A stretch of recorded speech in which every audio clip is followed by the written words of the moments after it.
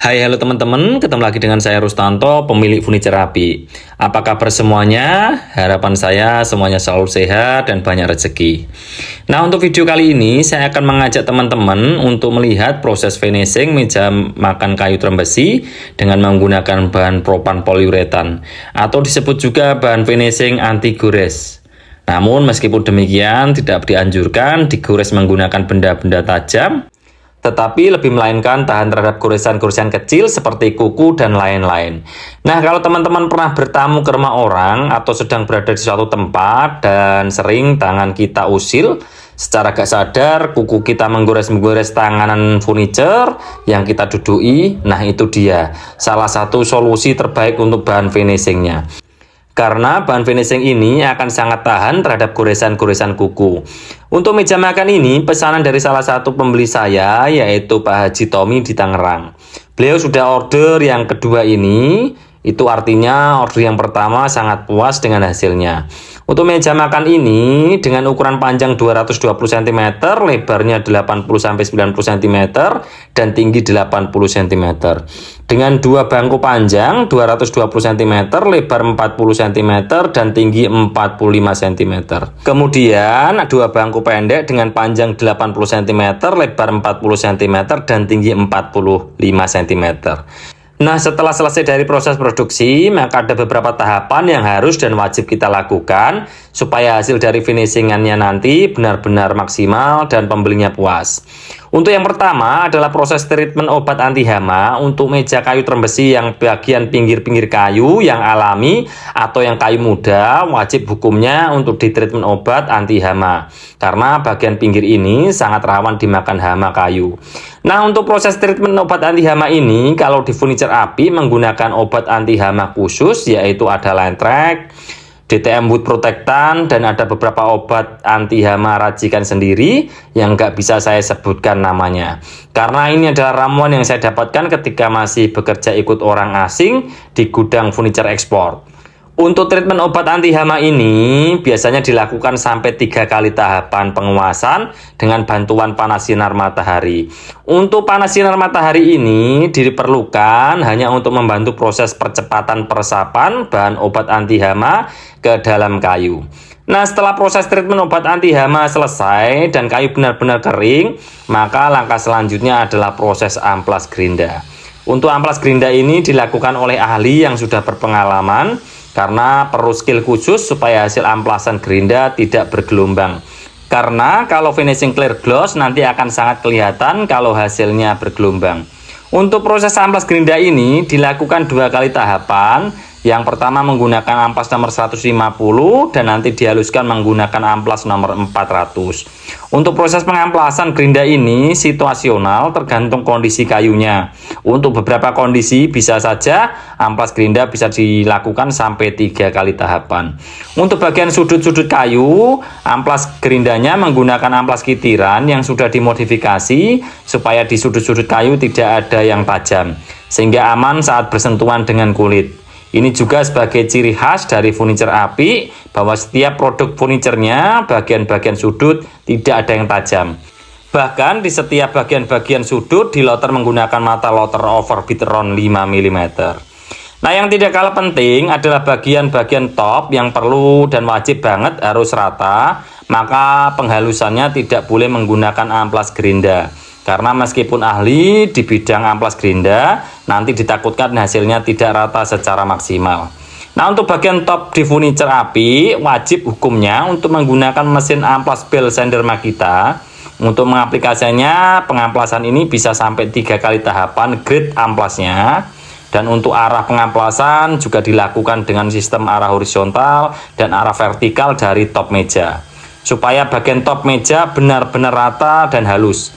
Setelah meja benar-benar halus, maka langkah selanjutnya adalah proses finishing tahap pertama. Untuk finishing tahap pertama ini, saya menggunakan bahan finishing sanding propan poliuretan dengan pengenceran thinner propan poliuretan juga. Untuk rasio pencampuran ada di deskripsi produk. Untuk hasil yang maksimal, maka pencampuran harus sesuai dengan rasio yang dianjurkan dari propan. Sedangkan untuk pengaplikasiannya cukup 2 layer saja atau bisa dikatakan hanya tipis-tipis saja. Karena kalau tahapan pertama ini terlalu tebal, justru pori-pori kayu tidak bisa tertutup.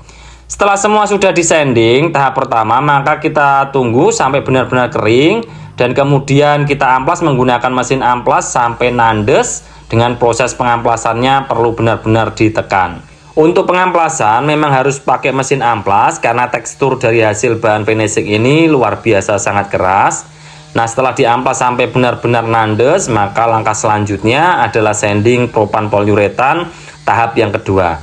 Perlu diketahui bahwa kayu terem besi itu adalah jenis kayu berpori-pori besar, maka proses sanding harus benar-benar bisa sampai menutup pori-pori kayu.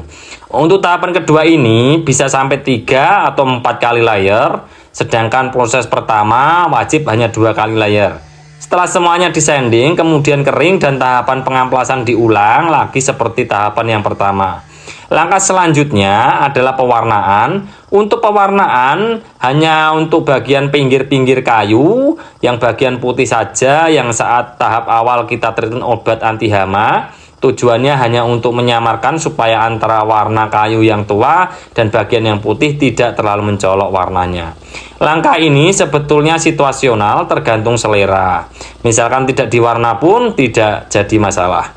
Setelah pewarnaan selesai dan kering maksimal, maka langkah selanjutnya adalah top coat.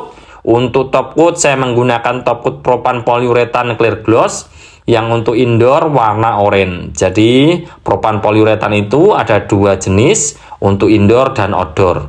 Untuk pengencer thinnernya juga menggunakan propan poliuretan, sedangkan untuk rasio pencampuran bahan thinner dan hardenernya harus sesuai dengan anjuran dari propan supaya hasilnya bisa keras maksimal. Proses top coat ini saya menggunakan spray gun Meiji F110 original supaya hasil semprotannya sangat bagus dan tidak jeruk atau seperti kulit jeruk, karena kalau jeruk hasilnya nanti kelihatan tidak rata. Untuk hasil yang maksimal, tahapan top coat ini sama seperti tahapan seperti sanding, jadi dilakukan 2 kali tahapan. Dari tahapan yang pertama ke tahapan yang kedua harus benar-benar sudah kering maksimal supaya menghindari pecah. Untuk bahan finishing top coatnya saja ini menghabiskan 1,5 juta, belum termasuk bahan untuk sanding dan pewarnaan. Dan harga pasti akan naik lagi seiring berjalannya waktu. Jadi untuk hasil yang bagus memang diperlukan biaya yang sangat mahal. Setelah top coat selesai, kita tunggu kering maksimal sampai 3 harian. Setelah itu masih ada satu proses, yaitu proses kompon top meja. Proses kompon ini hanya bisa dilakukan dengan bahan finishing poliuretan. Tidak dianjurkan untuk bahan finishing melamin atau NC, karena pasti akan rusak, karena tekstur hasilnya tidak bisa keras seperti hasil finishing poliuretan. Tujuan dari proses kompon meja ini adalah menghilangkan kotoran-kotoran kecil yang menempel pasca proses finishing. Nah, setelah semuanya proses selesai, maka langkah selanjutnya dibikin video review dan dikirim videonya ke pembeli untuk dilakukan pembayaran pelunasan. Karena di furniture api tidak ada sistem COD, semuanya menggunakan DP. Nah, demikian video proses finishing meja makan solid kayu terem besi. Bagaimana menurut teman-teman semua? Apakah bahan finishing ini recommended? Silakan tulis di kolom komentar. Karena pada dasarnya gak ada yang murah itu bagus. Yang ada adalah ketika kita membeli sesuatu yang berkualitas, tentu bisa puas, bisa dinikmati sampai generasi selanjutnya. Untuk teman-teman yang akan membeli furniture, khususnya meja makan, silahkan kontak saya di nomor WA 085 290 312 207. Demikian, jangan lupa untuk di like, di share, dan di subscribe. Saya berdoa untuk teman-teman yang sudah mensubscribe channel ini, semoga selalu diberikan kesehatan, panjang umur, banyak rezeki, dan apapun yang dilakukan boleh senantiasa berhasil. Demikian, terima kasih dan sampai jumpa.